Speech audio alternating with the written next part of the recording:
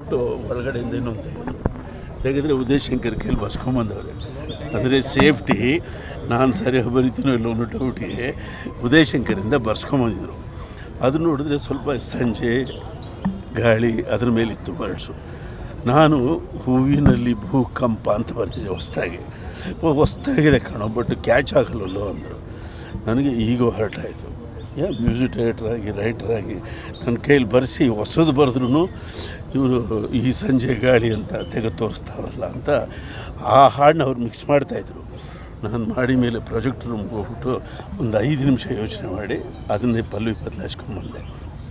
Sir ಇದು ನೋಡಿ ಅಂತ, ಈ ಸೂಪರಾಗಿದೆ ಕಣೋ, ಅದು ಬೇಡ ಕೊಡು ಅಂತ ಉದಯ್ ಶಂಕರ್ ಎತ್ತಿಟ್ಕೊಂಡು ಪ್ರಾಯದಲ್ಲಿ ಏನೋ ಒಂದಿದ್ದೆ ನಿದ್ದೆ ಅಂತ ಒಂದು ಒಳ್ಳೆ ಹಾಡಿದೆ.